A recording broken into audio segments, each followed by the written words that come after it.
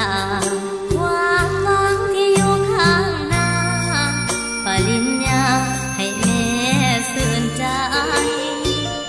สาวนาบ้านดอนบ่ลืมคำสอนที่แม่ให้ไว้จะเก็บเป็นกำลังใจเอาไว้เป็นยาในยามสร้างฝัน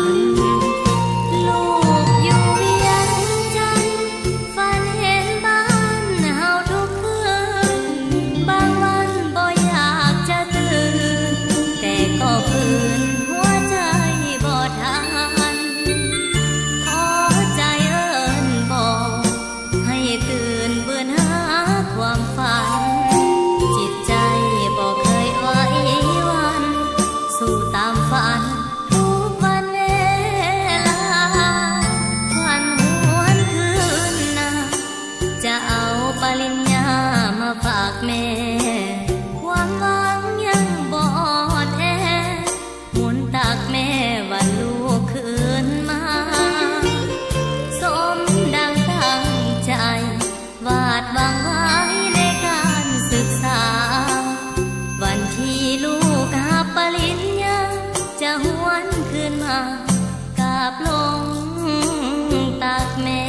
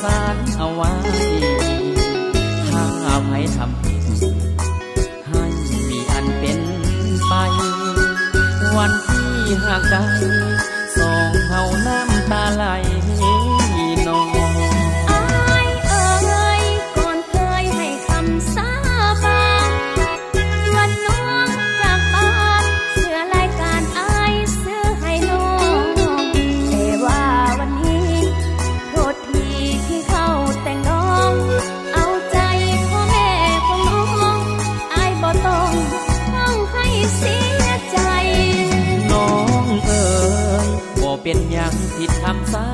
บานสักขีพิญาณดอกจานบานแล้วสิโคงอวยถ้าไผทำผิดให้ฟ้านั้นพาหัวควายตายสุดคนหวยย่านป่วยนั่นได้หากรรมสาบานต่อสารน้องจำได้ดีต้องขอโทษที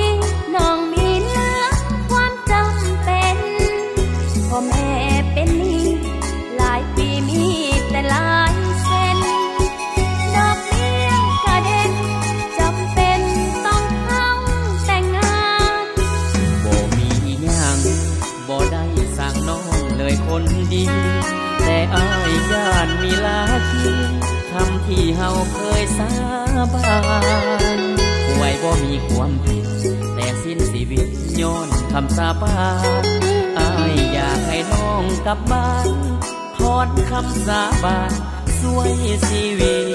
ตคงไว้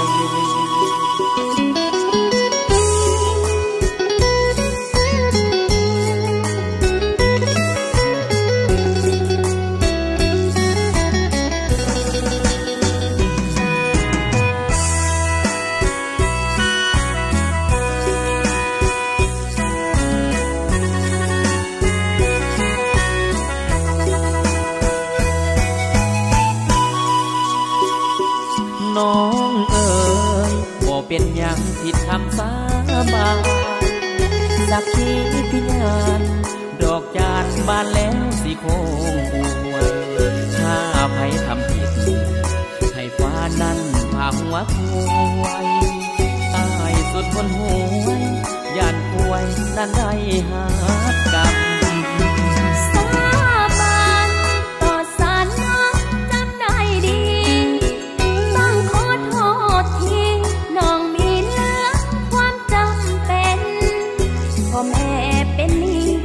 หลายปีมีแต่หลายเส้นดอกเบี้ยกระเด็นจำเป็นต้องเข้าแต่งงานบ่มีหยังบ่ได้สร้างน้องเลยคนดีแต่อ้ายย่านมีลาคีคำที่เฮาเคยสาบานป่วยบ่มีความผิดแต่สิ้นชีวิตย้อนคำสาบานอ้ายอยากให้น้องกลับบ้านถอนคำสาบานช่วยชีวิตคงไว้